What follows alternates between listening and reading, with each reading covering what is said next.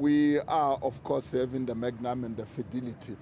What actually happened is the information-led operation by the National Counterintelligence, which have made our team to follow these suspects who are involved in cash in transit ties. I think you will recall on the 10th of May, we had in Don Park, where we had 2 suspects which were fatally wounded and AK-47 was recovered. This team, they work across the province for KwaZulu-Natal and Gauteng. As they were following the information here in Gauteng, based on the attempted murder and cash in transit heist on the 14th of this month in Kingsley in KwaZulu-Natal. And we know, of course, that in Santen, the very same suspects, they have committed some robberies. As they come here on the off M2 highway, they started to engage the police or the law enforcement agency. The law enforcement agency retaliated. As a result, we had 5 fatalities or suspects who were fatally wounded, and we have recovered 1 AK-47 as well as the revolver. This is what we can report for now. One must indicate that this cash in transit, it is a problem nationally, and it is a problem within the 2 provinces, which is Gauteng and KwaZulu-Natal, and to a certain extent, you know, your Northwest province. PC, it's Heidi Jokas from ENCA. I just want to ask, can you confirm that they were traced and tracked all the way from KwaZulu-Natal? And are you looking for more suspects in this particular matter? What one can say is that it's a follow-up as a result of attempted murder cash in transit for G4S in KwaZulu-Natal on the 14th of July this month, where the G4S motor vehicle was bombed.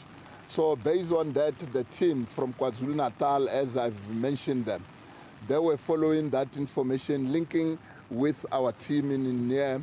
And of course, they coordinated with the TRT, or Technical Response Team from KwaZulu-Natal and Gauteng. And as a result of the intelligence information for our counter, they managed to follow them here. As I have indicated that these suspects, they were also linked, or they are also sort of involved in some crime scene in Gauteng, and hence the shooting ensued in here, and police retaliated, and we had this fatality, or we trotted 5 of them, of which we recovered 1 AK-47 and a revolver for now. That is what we can count for now. Suspects? More suspects? Suspects is 5 for now.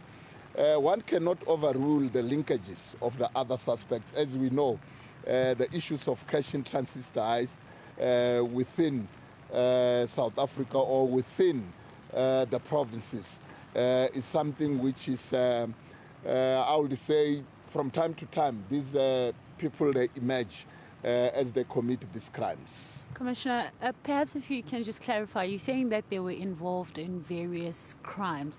Is it safe to say they maybe were wanted? Was there a warrant of arrest for them? Was there anything? What we can confirm is that based on the vehicle, you can see the vehicle which they were driving in there. This vehicle have been linked with the previous crime scene, as I've indicated in Kingsley in KwaZulu-Natal. On the 14th, there was attempted murder and cash in transit heist, you know, the G4S. And this vehicle is the same vehicle which have been seen on that other crime scene. And you could also see when you check or when you look at the car, I'll say when you look at the car, as the crime scene, as the Criminal Record Center crime scene management, they have to further, examine the car. You can see there are some pieces of cash or notes which clearly indicate that one way or another, and then they've loaded the money. And then based on that, the KwaZulu-Natal team linked up with the team for Gauteng. And as they come here with the security company and the other law enforcement agency, and then they teamed up, and as they follow up, based on the intelligence-led information, and then we happen to have this crossfire. You'll recall that the Premier from time to time speaks about the most wanted suspects in Gauteng, which we are teaming up in terms of the cooperative agreement. This is one of the, I would say, the areas on which we are addressing as the law enforcement agencies in Gauteng with our role players or the security industries. So they were wanted suspects, basically. You're confirming that they were wanted? Yeah, I would say based on the intelligence-led information from KwaZulu-Natal, based on the car which they have been using. And this clearly link them up with the other crime scene, as I've indicated, the car on which they were using. It is based on the crime intelligence-led information, which ultimately made the team to follow them up until we had a crossfire. But what is critical is that at the end of the day, they engaged the police. Engaging the police, they did not engage the police with the broomsticks. They engaged the police with the firearms, of which we got the AK-47.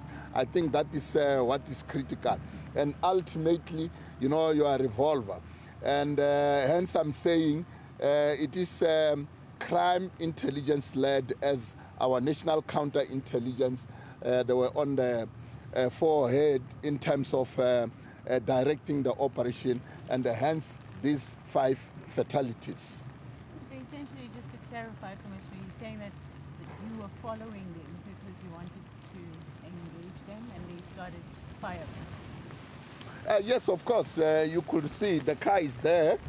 That car is there, and then it's having some of the suspects. Some of these suspects, they try to run out. You could see there is one suspect that other side outside. There's another suspect outside in there. So based on those interaction with the police, as they were firing at the police and the police retaliated, and hence we have these fatalities, or we have thwarted 5 of those suspects. Priya from Beyond Chat, are the other suspects that are still at large?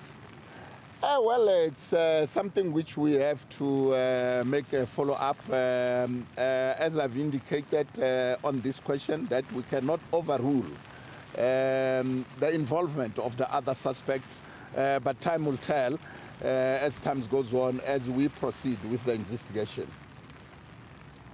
I hope this is not a dumb question, but is the rain going to impact your investigation? Because it's raining cats and dogs. This is something which one cannot prevent. It's you know, it's natural, and it's something which comes in, and then from time to time we attend crime scenes. This is not the first crime scene which we are attending, where you'll find that it is raining. We are capable of ensuring that we deal with this crime scene the way we're supposed to. Okay. Just to find out, you spoke about the fact that these suspects were coming from KZN and that there was an intelligence-led information. Does that mean the 2 provinces are actually working together to stop the cross-crime between the 2 provinces? What I have been saying, I said that the suspects, they were involved in crimes in KwaZulu-Natal on the 14th of this month in Kingsley. This very same car, though they've used a different registration plate, is linked to that crime scene, not necessarily the suspects that are coming from KwaZulu-Natal. As we do more profiling, we can get to know as to say exactly where are they coming from. But the fact remains, it's as we are in South Africa, we have in 9 provinces. We work closely together, and this includes KwaZulu-Natal and the other provinces. But in this case, this is a collaboratives which we have with KwaZulu-Natal.